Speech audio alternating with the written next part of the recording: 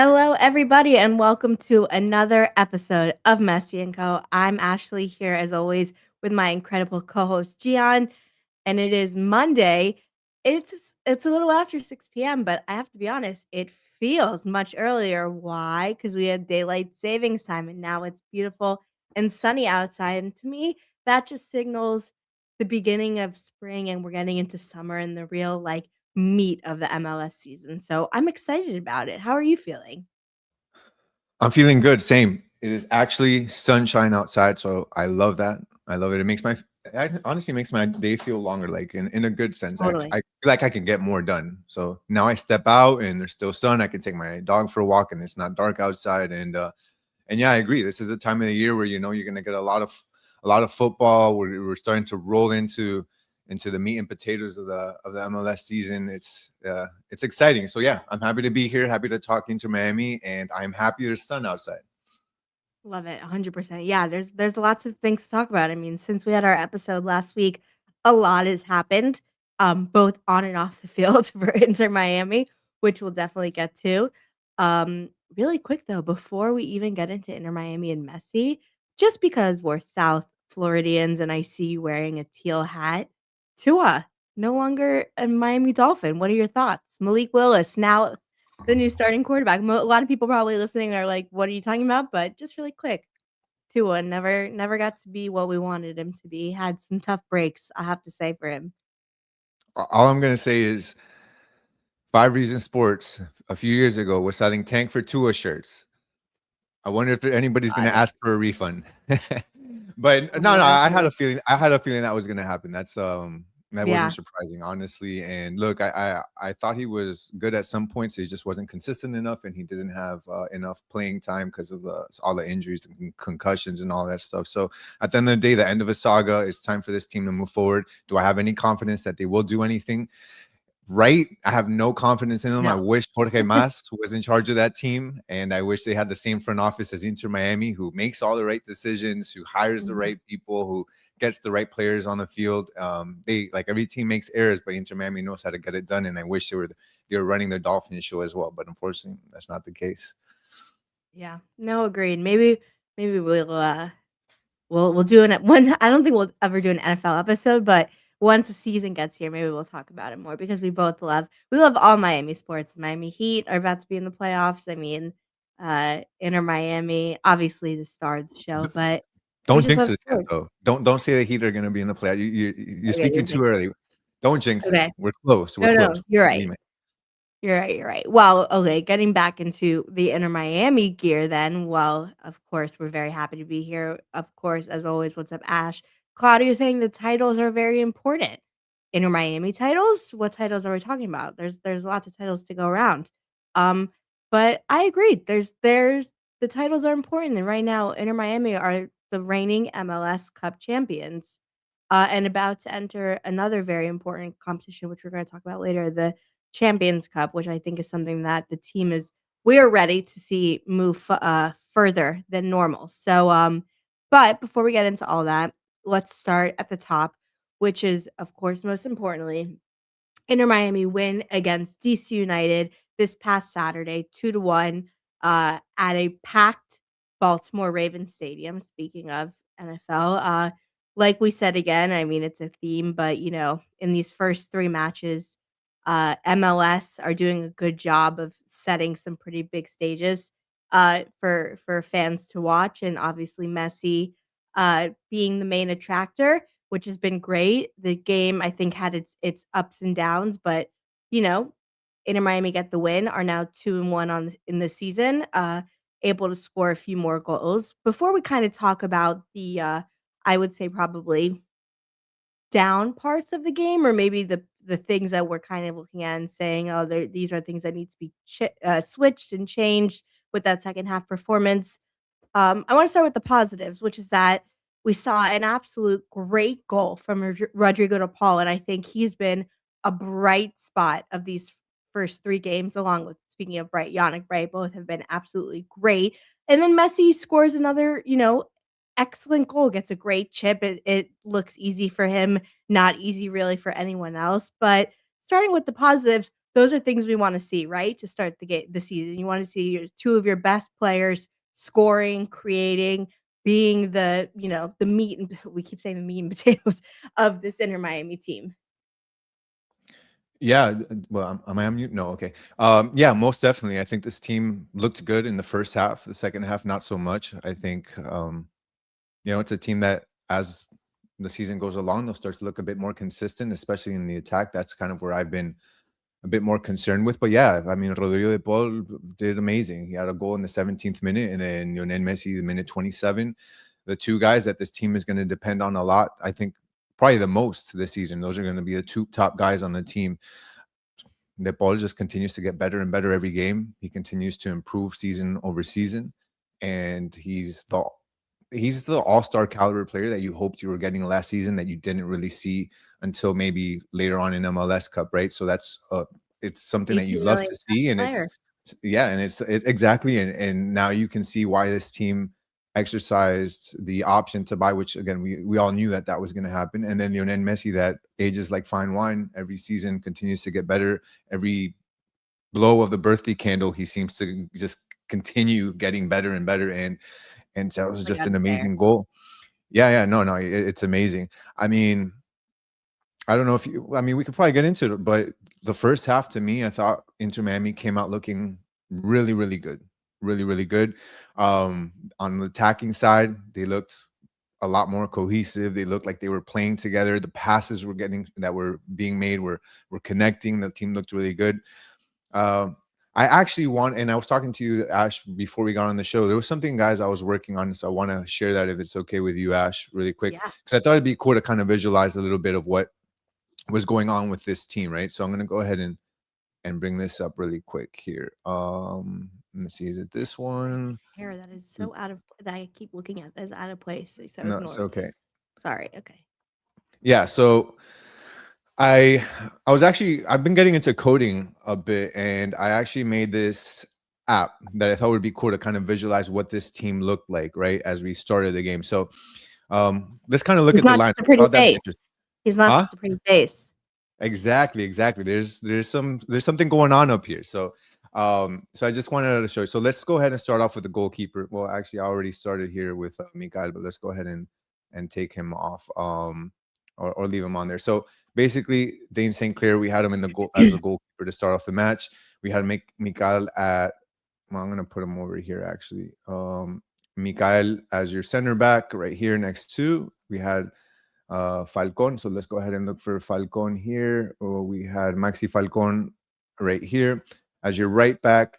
We didn't have Ian Frey again for a second time, back-to-back games where he's on the bench. We went Yep. ahead and had Facundo Mura in there, who I think we really thought was going to be the starter anyways. Going in, I Yeah. know some people thought there was going to be more of a competition between Mura and Ian Frey, because Ian Frey did very well last season, but Facundo Mura ended up being the guy that's been getting the Mhm. starting spot. And then on the left, obviously, no Jordi Alba anymore. So Noah Allen has since moved from that center back position and started playing as a left back. I want to talk a little bit about his role as well and what that's kind of looked like so far, and how he compares as far as the runs and that sort of thing with Jordi Alba. As far as our two midfielders, I think this is the place where we feel the most comfortable and we Yep. feel at ease, because of the fact that, again, we have now Yannick Bright on that left side, and then we have Rodrigo de Paul on that right side, who we said Rodrigo de Paul absolutely just been playing amazing, and Yannick Bright, I mean, a complete Not like right is destroyer in the midfield. outstanding. It's really No, he's amazing. no, it isn't. It's just It really is absolutely amazing. incredible. Telasco Segovia started on this one, and we'll go ahead and put him here right in the middle, right in front of Yannick Bright and Rodrigo de Mhm. Paul. On that left side, we had, starting this game, we had Matteo Silvetti. It's become a trend now. It's so far, again, early on in the season, 3 games, you tend to see Matteo Silvetti more than Tadeo Allende. Tadeo Allende coming into the second half. Part of that is still Mhm. because he is nursing an injury. They're still trying to work him in. Tadeo Allende, we know, is a guy that's going to be starting more often than not. I mean, that's the Yeah. way it's going to work. The guy that scored the most goals in MLS history in playoffs is, he's going to start. So, but in this case, Silvetti started this game against DC United. On the right, we had Lionel Messi, and in the middle, we had Germán Berterame. So here's the reason why I built this, because I thought this would be the easiest way to show you guys tactically what this team looked like. So on the field, to start off, this is what it looks like. But how did Macherano make this team operate as soon as the whistle blew in attack? And I thought that this was interesting because it's very apparent how he wants this team to work. As soon as the whistle blows, you see Berterame play in the middle. But if you notice, and especially if you've looked at some of the heat maps in FOTMob and other places, he plays a little bit to the left of the middle, not necessarily right down Yeah. the middle, a little bit left of the middle. Then Leaving what space happens? for Messi, yeah. Exactly. That's a great point, Ash. Great point, because Messi, we know that he floats around everywhere, but he's taking a lot of that central space along with Berterame. So we can even move Messi a little higher up. Silvetti playing out wide. If you look at his heat map, it is red. It looks like a hurricane, like how red it is. Yeah, Like it is, he's playing far out left. Segovia plays in the middle. And then you have, this is what I think is interesting. Mura then comes up really yeah, high up, and he's basically the right winger, especially when Tadeo Allende isn't in that. And that changes in the second half, which is something yeah. that we'll talk about too. But in the first half, Mura basically plays as the right winger, and then everybody in that back line shifts over to the right. You have So it's like a back Falcon, 3, yeah. exactly like a back three, Mikal in the middle with no Allen on the left. And then what actually ends up happening here, especially when we're talking about in the attack, Yannick Bright will anchor, but then Rodrigo de Paul, you basically have this. This is what this team looks like on attack. You have Mhm. the back three with Mikael, Allen, and Falcon. You have Yannick Bright anchoring the middle, destroying everything that comes through there, and then helping support the back line as they come out. And that ball will either go to Segovia or Rodrigo de Paul. You have your two wings, and then Messi and Berterame in there. I think that this has worked well in that second half. Thing is with Berterame, unfortunately, there are times where the space does get clogged up for him. Why? Because there are times where his space will get clogged in with Segovia, who makes a run down the middle between Yeah. Messi and Berterame. So a lot of times you'll see this. And then Berterame, if you've noticed, look at most of the plays that he's made.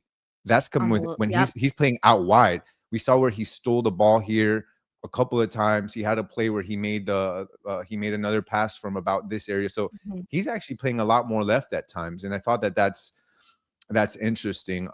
So we'll get back to that in a second. I'll show a few more plays. But what do you think about how Inter Miami has tactically been looking like, especially in that first half? Then we can go into the second half. But that first Yeah. half, kind of with what I explained, like what do you see there? We had two goals. Do you like what you see that first half from an attack perspective?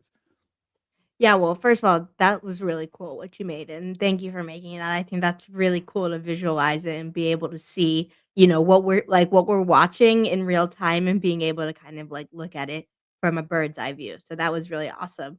Um, yeah, so, well, I really liked what we did in the first half. I think the team was looking incredibly cohesive, like we said. We were texting back and forth about it. The passing was good, the action was good, and we were attacking and creating a lot of good momentum and chances.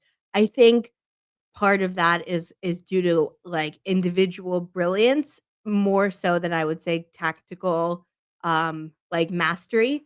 I think that Inter Miami are still kind of figuring out what the spacing is gonna look like and defensively who's gonna go up and down. Like, for example, I didn't think Mura was that impactful in this game. I think, I don't think Segovia was super, super impactful in this game. Still, had a positive first half, but in my opinion, some of the spacing and in the end, like, I think the goals we scored was because first of all, we had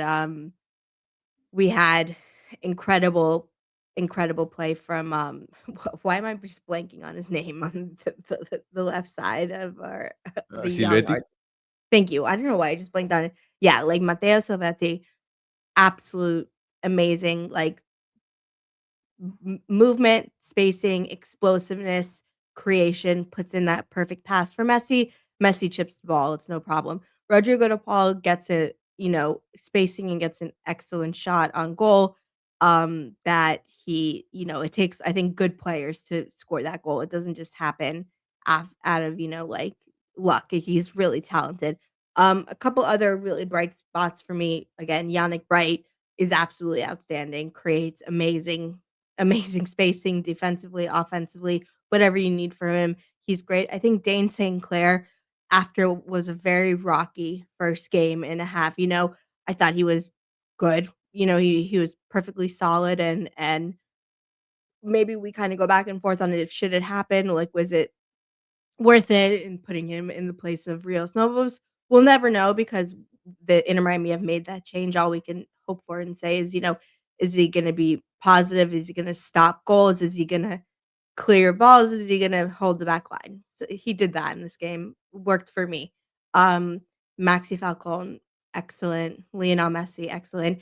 Berterame, let's talk about him for a second. Like, yeah, he hasn't scored yet, but in 2 games in a row, games in a row had direct goal contributions that were 2 excellent assists out of 2 really good moves, and that's great to see. So, all those positive things I'm gonna take from the first half and say the individual players that Inter Miami have that are on the pitch are making a positive impact, and that's what you really wanna see. What happens after and what's happening tactically, I think is something that, like, we can look into further, but my initial thoughts was that I'm really happy that the players that we want to be really good and are, the best in their position, the best in the league, the best in the world are doing their job. Yeah, look, I agree. I'll tell you what I agree with and what I don't agree with what you said. I agree that Mura hasn't been as impactful, and I thought that was interesting just because of the fact that Mascherano wants to make him part of this attack. It's very clear. He's making him play as another winger, especially when he's starting Silvetti on the right. It's Silvetti on the right and Mura on the Silvetti on the left and Mura on the right. He wants him to be a part of that. He needs Offense, that. yeah. He needs somebody, and I think he was hoping that Mura would do this, is the ability to pass out wide with Mura and then Mura be able to center or connect with Messi or connect with Berterame. And I don't know, for one reason or another, maybe it's the chemistry, maybe it's them trying to become familiar with Mura's game to be able to trust him with the ball more. But there are times where I see him open and Messi has the ball and he'll defer to somebody else as opposed Yeah. to giving Mura the ball. I've seen that many times. And there are times where I guess there's a validation to it as well, because I've seen Mura have the ball and just not take care of it at times. We're 3 games into the season. The amount of errors that he's had in 3 games, I don't think is warranted, and I think he needs to do a better job. And I think that if he does a better job taking care of the ball, then maybe he'll get the ball more often. But that's where the big issue is. You're going to need somebody on that right side to create. I know Ian Frey has been very good at that in the past. We'll have to see. I think that if Mura doesn't help more on the offensive side, get more passes from and earn the trust of players like De Paul, like Messi, who are ones that would make that pass to him. If we don't see that within the next few games, we may see Yeah. Mascherano lean more towards an Ian Frey. Now, as far as Segovia is concerned, I'll say I'll disagree with you there. Segovia, to me, has been very impactful. I think that as we've seen him being played in the correct spots, I've seen more of an impact from him. I believe in the LAFC game, he was playing more on the left side, more as a winger at times, and it just didn't make sense. Segovia is not that type of player. He's not the type of guy that can create his own space like Silvetti. He's the type of guy that needs to play a more central role. And He as was you've better centrally for sure. yeah, as you've seen him against Orlando City, as you've seen him now against DC United play a more central role, I think he's begun to flourish. He scored against Orlando. He had an assist now against DC. I believe he had how many goals did he score against Orlando? Was it 1 or 2? 2.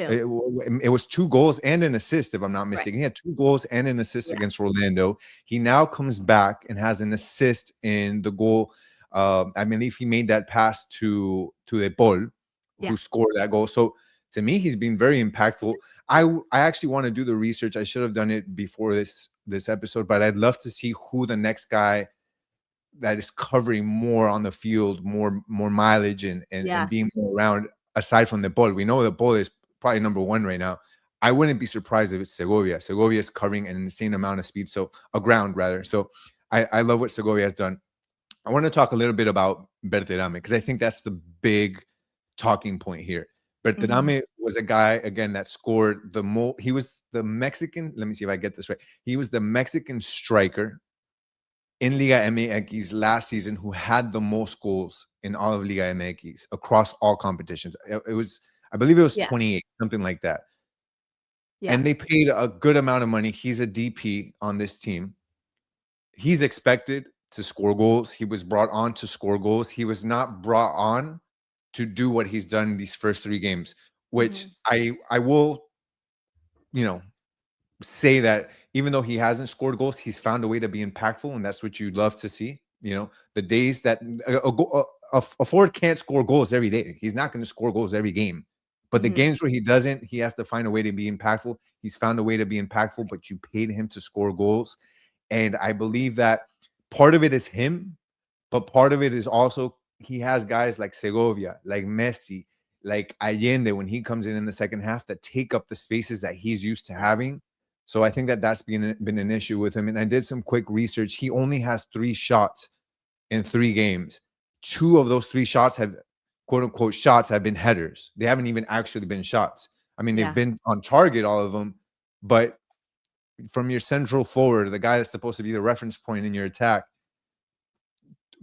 3 shots in 3 games, two of which were headers, are really unacceptable. So I think over the next few games, you really are going to need him to lock in. You say the season is early, but we're getting into Champions Cup. The first game Yeah. is around the corner. I believe it's the 18th. This No, it's team Wednesday. It's away in is Nashville this Wednesday in 2 days. okay. So exactly. So we've have Right. that one, and then I believe the 18th is the second Home game, game, yeah. a return home game. You have enough time when it comes to MLS, but this team has to win the Champions Cup, and you're going to need a plugged-in scoring Berterame. So there's a lot of work to be done in that aspect. But I was happy with what this team looked like in the first half.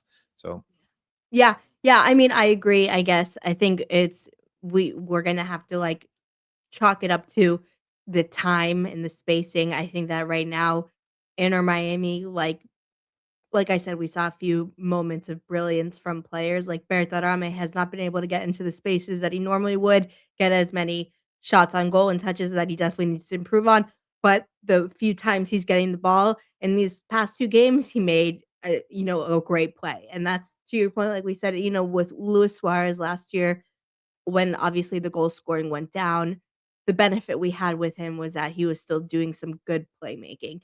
Now I think you're still seeing the good playmaking, but you're seeing a player who is obviously strong and moving back and forth, covering a lot of ground, helping out defensively. We definitely need to see more shots on goal. We need to see goals come from him. But I'm gonna be again glass half full. At least do something. If you're gonna be on the field, do something, and he has. So you have to gain confidence and momentum some way, right? So if you're getting 2 assists in 2 matches, that's a good start. Um, Hopefully it'll kind of work out. I think this was a good comment because I think we kind of both touched on it, but part of what I think has been, you know, an issue that we definitely saw exacerbated in the second half is that if Messi is gonna play as the right wing back or what excuse me, right winger, which, Messi kind of plays everywhere and rightfully so, he's the greatest player of all time and he scores and he does everything magically and he can do whatever he wants.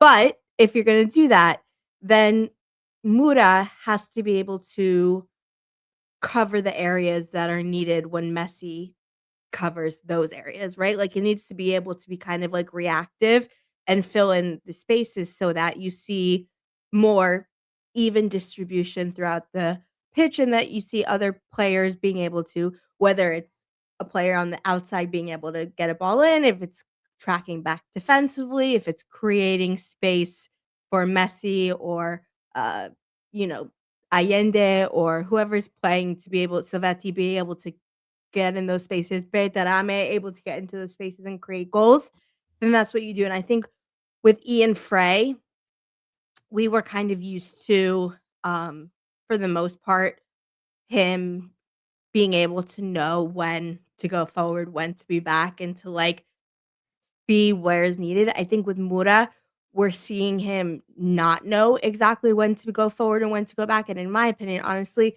going too forward and taking up too much space where in the end he's really not creating, And you said it earlier, Messi's not really giving the ball to him and as much because in the few times he had previously, he really wasn't making enough out of it. I remember in the first game against LAFC, as I listened obviously to the English commentary, and Taylor Twellman, who's comments on a lot of Inter Miami games, he said like, for Mura, it had been 4 or 5 passes in a row where he couldn't get past the first defender that was covering him, like, the first defender would block every time he tried to get across it, and he's like, "You gotta get past the first defender." Like, you can't always pinpoint it perfectly, but you have to get over the first defender, get the ball in the box, get it in a dangerous area, make players have to block it and get rebounds, etcetera, right?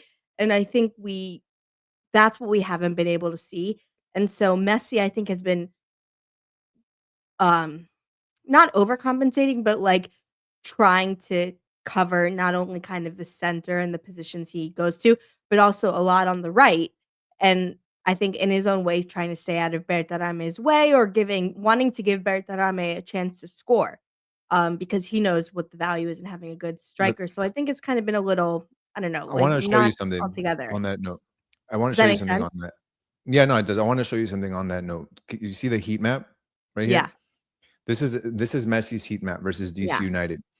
You can see he Look at all plays the more right, central. yeah, He plays more central. yeah.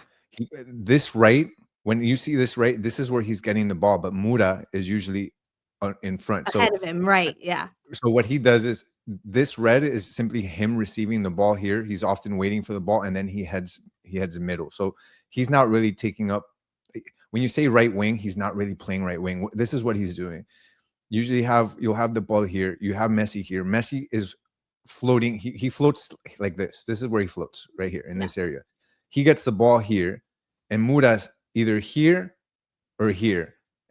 And what usually happens is Messi starts once he gets the ball. It's like it'll be Falcon or it'll be Bright or the ball give him the ball. He floats in, and then Mura heads out wide. But what ends up happening is he hardly ever plays the ball to Mura on that right side, Yeah.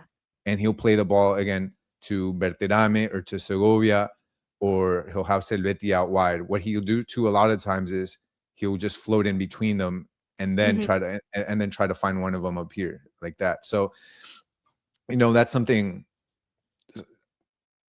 It's not that Mura is taking up Messi's space or anything like that. I just think that they're just not trusting him right now at this point. I They're think that's not the bigger issue, and that may be in part because they don't know his game as well. That may be in yeah. part against what I said previously, just the fact that he's just not been the best on ball. So we'll have to see what happens with that. You want to go into the second half? Yeah, let's talk about the second half. All right. So the second half, let me just show the changes really quick. So what happened here? The second half is a little different. Then obviously we have Berterame here, we have Serveti here, we have Mura here, and then you can see you have Segovia here in the middle. So in the second half, what he actually did was interesting. He Macerano actually took out Silvetti and he brought in Tadeo Allende. So he puts Tadeo in, and he actually moves Allende to the right. Yeah. Mura comes down because Mura can't be in Tadeo Allende. Tadeo Allende actually plays on the right. If you look at his heat map, he's all on the right. And that is then Segovia. This is interesting. Bertrame went even more to the left, and Mhm. Segovia started playing a lot more centrally. So this is basically what you saw. You had the ball up here, you had Messi floating here at times here, and you had Segovia here. So this is what it looked like in the second half. Allende, Messi, Berterame here, and then Segovia. He didn't. This is what I loved. That even though you didn't have Silvetti anymore on that left side, you had Berterame who actually moved more to the left. Segovia didn't go and play a position that he doesn't know how to play. He actually made more runs. And so in this first half, he was making runs on this side. The second half, he started making more runs right here in the middle. If you look at it, and I think that was good from Segovia. The only issue was in the second half, I'll say.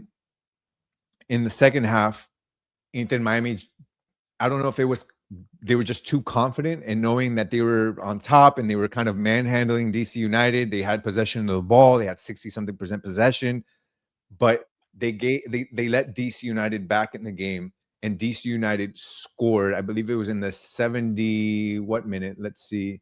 DC United scores in 3rd, maybe? let me see. I'm looking it up right now. DC United scored in the 75th minute And by Ty Baribo. He scores in the 72nd, 75th minute, and that's where it got a little scary because Inter Miami just wasn't doing as much as they were in that first half. And it may just be, sometimes they just get overconfident, and I think that that's what happened for Inter Miami. I also think that you didn't have anything on that left side, right? You didn't have anything other. I mean, that's not Berterame's position. That's not where he yeah, plays. Noah Allen really doesn't offer anything on that end. So I think that really, that's where Inter Miami attacks most. It's mostly on that left side through Silvetti. So once you lost him, it just didn't work out as well. Ash, do you remember that one chance that they had where Berterame had the ball off of a counter and you had, I believe it was Messi and Tadeo Allende, I think it was Mura and Tadeo Allende running down the middle of the field, and Berterame had that pass that would have left them open alone, and it got deflected. That was the biggest chance I believe that they had yeah. in that second half, and that would have changed the game as well. Outside the Paul at the end where he Nepal. missed an open Yeah. goal, So, I yeah. mean, they had two opportunities that were Mhm. kind of clear, but they didn't play necessarily like they played in that first half, and it ended up being a lot closer and not as comfortable as you wanted it to be. Agreed. Yeah, I really quickly, I wanna put this in case 'cause if can you put the thing back on the field where you put the positions? Because I wanted to say, like, the question here, can Inter Miami be dominant for the full 90 minutes? Because and I would like to hear in the comments what you guys think. Obviously, we saw, the changes that you said. With Segovia, I know you said it in a positive way, he didn't try to play a different position and he did what he could do and move back and forth. The problem with that for me, and it's not a knock on Segovia, by the way, is that now you have, if you see right there, you have Segovia, you have Messi, and really you have Berterame, who are all now fighting, and even Rodrigo de Paul, because he's just trying to make things happen, all fighting for these little like this 10 yards of space in the attacking part of the field, right? Like right outside the 18-yard box.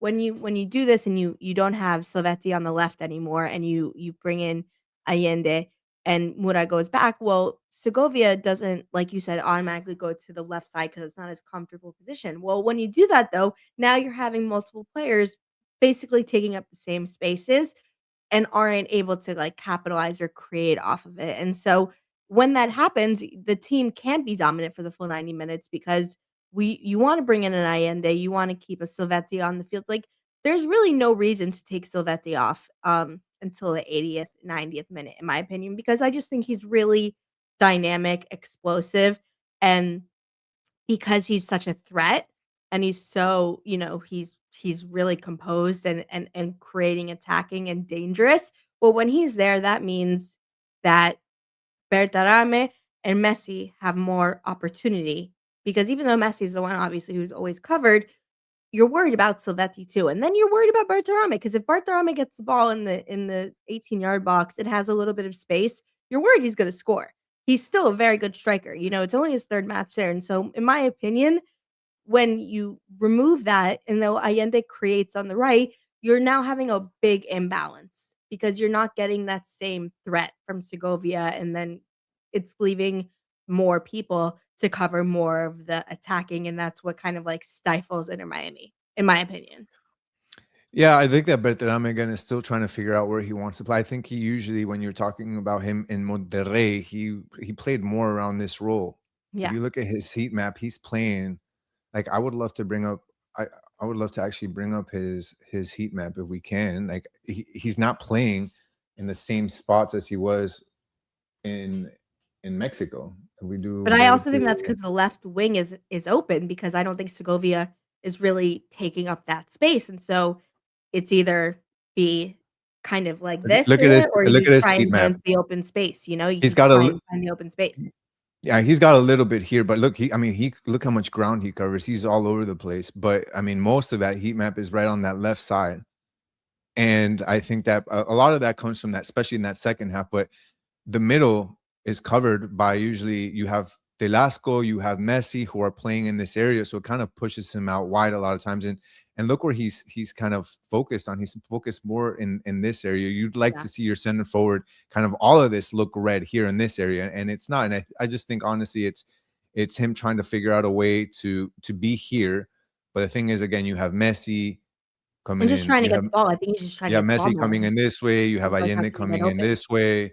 You have Telasco coming in through the middle. So it basically, if you have these three guys coming in through here, it's going to push Berterame out wide. And I think that that's what he's trying to figure out right now is how do I fit in this offensive system when I'm used to being the only one of the only guys, Mhm. or the main guy in this area, right? So Now it'll do be you think it something would ever he work does. out where, like do you think that Mascherano will ever play Silvetti and Allende at the same time or no? Do you think it's Well, gonna I just told you be that's bring my all that's my 11? dream. I told Yeah. you that's my dream. But that was my dream before Segovia started playing this well. And why it And was again, why no was shade it on him, it's no shade on him, it's just positioning that I think is been difficult look, for the players the to thing adapt. about I think one of the biggest concerns about that is defensively and having Yeah. Yeah. Segovia obviously is helping you. He's scoring goals, he's assisting.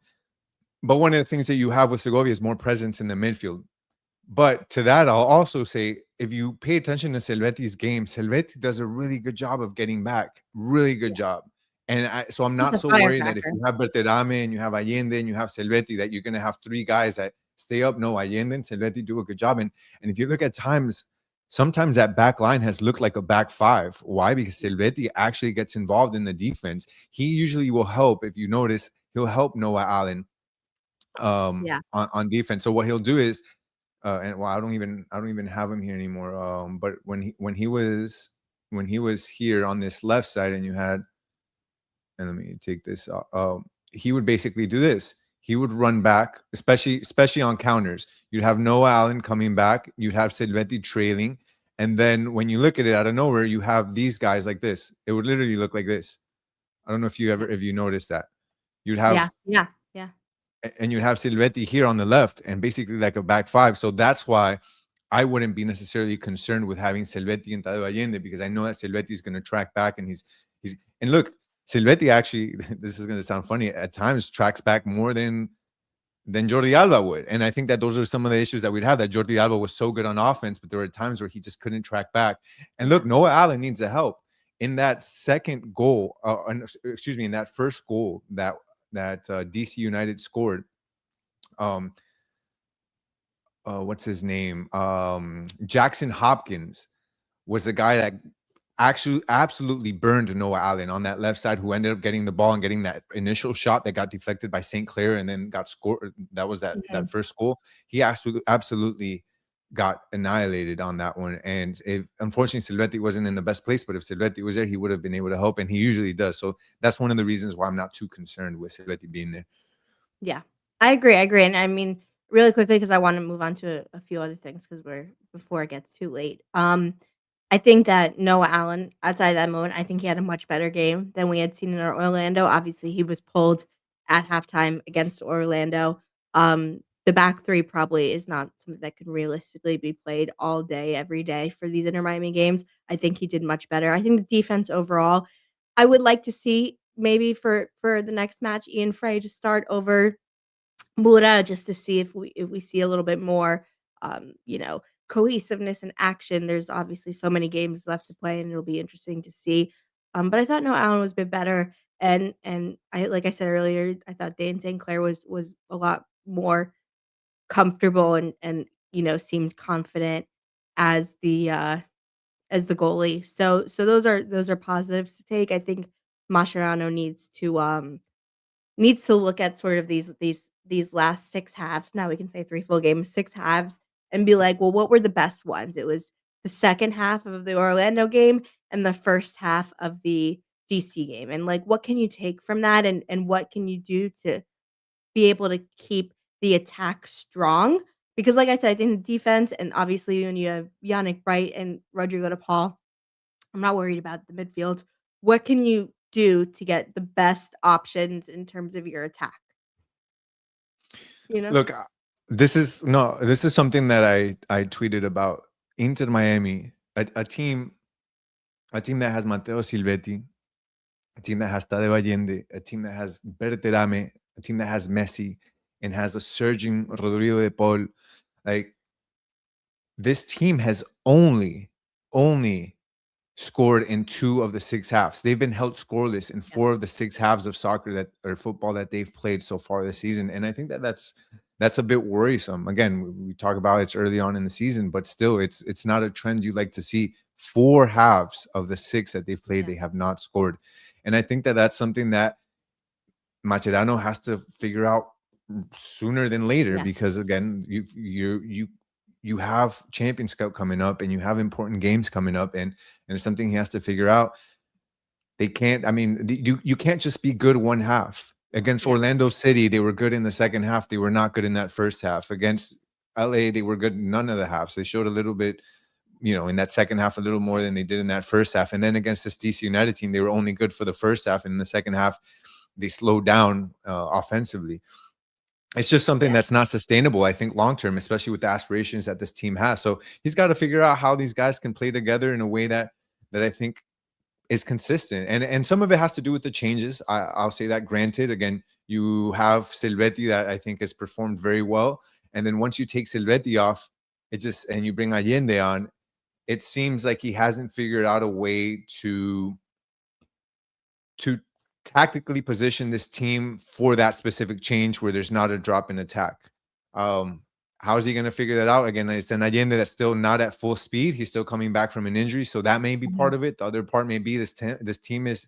I mean, Silvetti just makes a huge difference on this team, and it's Huge. crazy to Yeah. say of a young kid like that it makes that much of a difference. But he's going to have to figure that out, and he'll have to do it soon. But this team, with the players that it has on the pitch, with the amount of money it's spent, it really does have to do better on the attacking end to play as we have here, to be dominant for a full 90 minutes, not just 45 minutes. That's just not enough. Yeah. It's not being complete. Agreed. Agreed. Saying they need scheme plays with the true striker. Yeah, you gotta get Bertarame more involved and more chances. And then Ash saying rotate players that fit together to keep them fresh. Agreed. When you have your best available, you have to play them. Don't Mascherano was trying to fit players into places and maybe they're not normally meant to be. Play the players who are there, and are at their best positions, and that's how Inter Miami Like, I'm wins. surprised that Yala hasn't gotten any minutes. That's one surprise for me. I know that he was dealing in one of the games. I believe that he was dealing with Yeah, the death of the his father, passing I of a believe. family member. Yeah, but other than that, I mean, he hasn't gotten any minutes, which is rather strange. So It will be you interesting kind to of want to see see that. if he gets in. All right, well, next subject I wanna get, which is a little bit of off the field, and we'll just, go through it quickly, but this is an Inter Miami news show and podcast. We have to talk about Inter Miami news.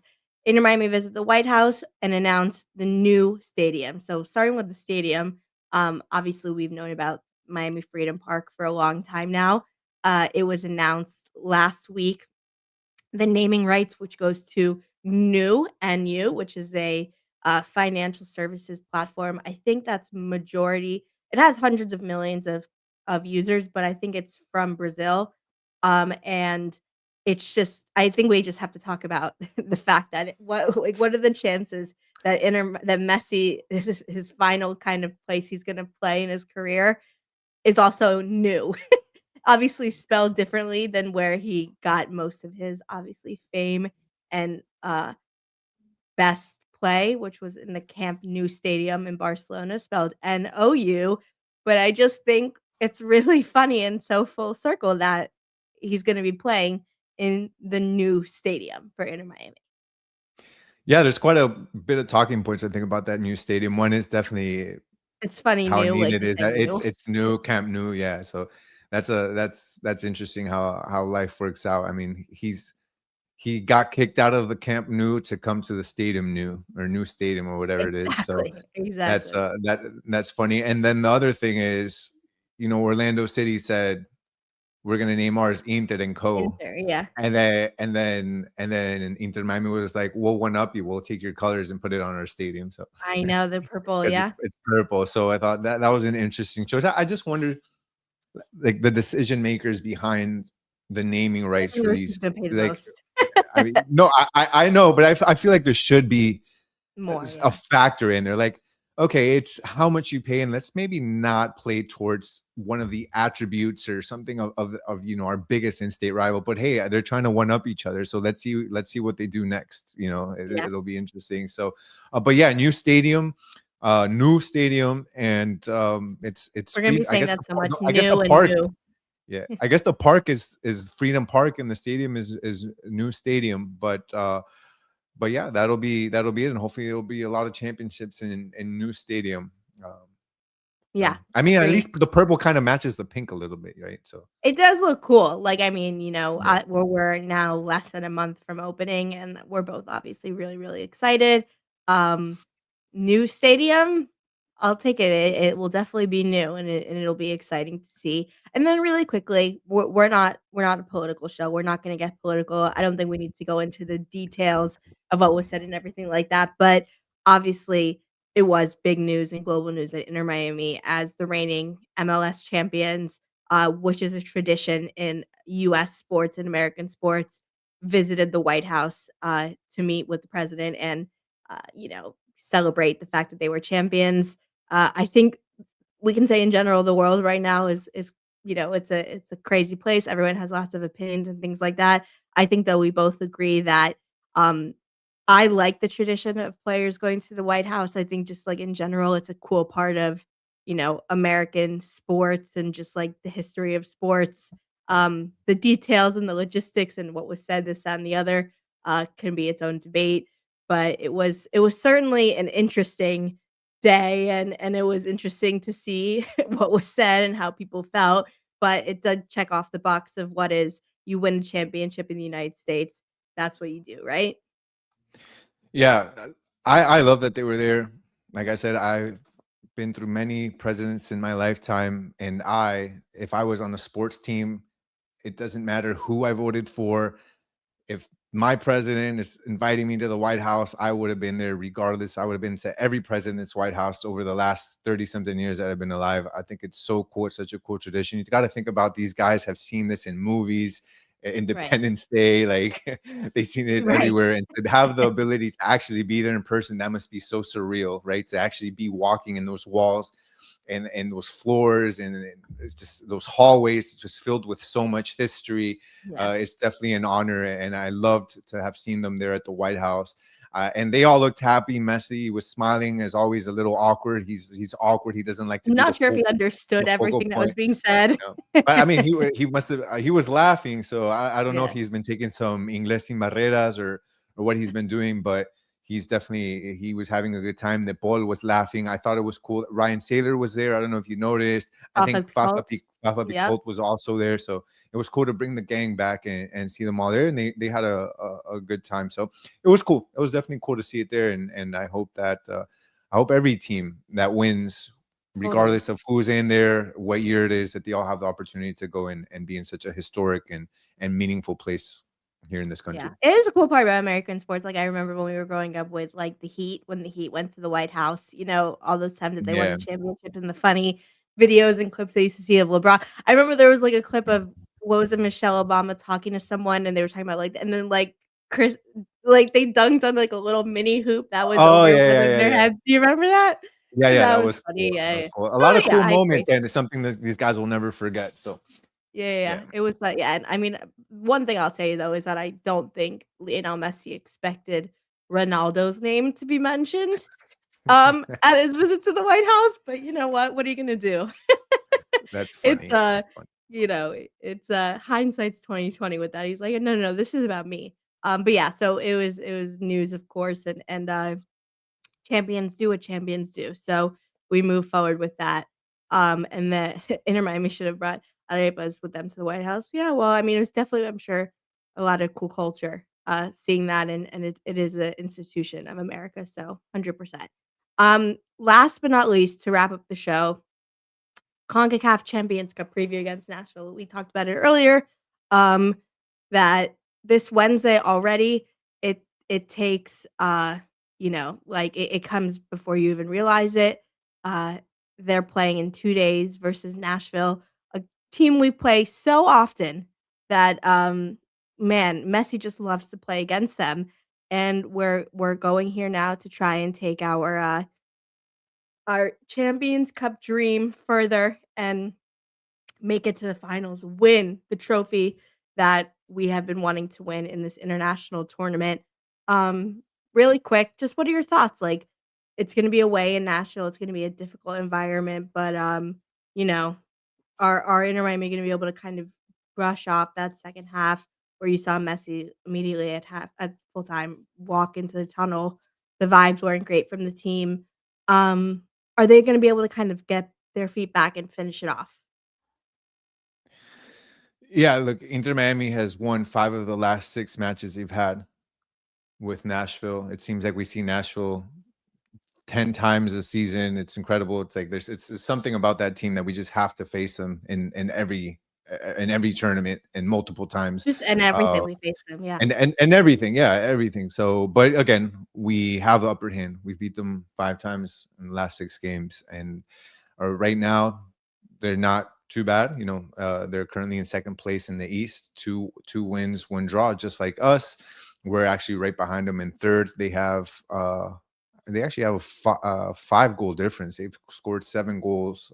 They only received 2 against, so they're doing much better than us in that aspect. And I just think that it's going to be a difficult team to play. I mean, I feel like it's always most of the time it's difficult. I know last time we played, we beat them. I believe it was maybe 4-0 or something like that. I can't Mhm. remember exactly the last time we played them.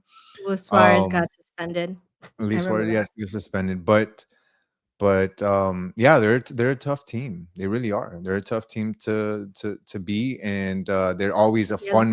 matchup. I think the stakes are always high anytime we play them. The matchups are tough. They've got good players on their team. They have Sam Surridge, Hani Mukhtar. We know are 2 really good attackers. Heard those names so many times in the Sam last few Surridge years. has scored on us quite a few times. Hani Mukhtar, especially on that left side, is going to be, I think, a tough matchup for well, it depends. Is it going to be Ian Frey that slots in, or is it going to continue to be Facundo Mura? I think that'll be a tough matchup for Facundo Mura. Sam Surge against Falcon and Mikael. Espinosa on that left-hand side against Noah Allen. And then in the middle, they have Yazbek that plays well as well. So, I mean, they've got a lot of good players, and I think that it'll be a fun match to go. But Inter Miami, I think here, more than anything, will have to continue to be good defensively. That's where, this team Yeah. has ached in the past. So I think that if they can continue to have a strong back line, but we'll have to see how he comes out. Is he going to come out and still play that back three with Mura going up, or is he going to have a little bit more respect with Sam Surge and Mukhtar there, where he's going to have maybe Facundo Mura play a bit deeper and make sure he's more a part of the defense than playing so high up and maybe leaving a space in the back with Henry Mukhtar there.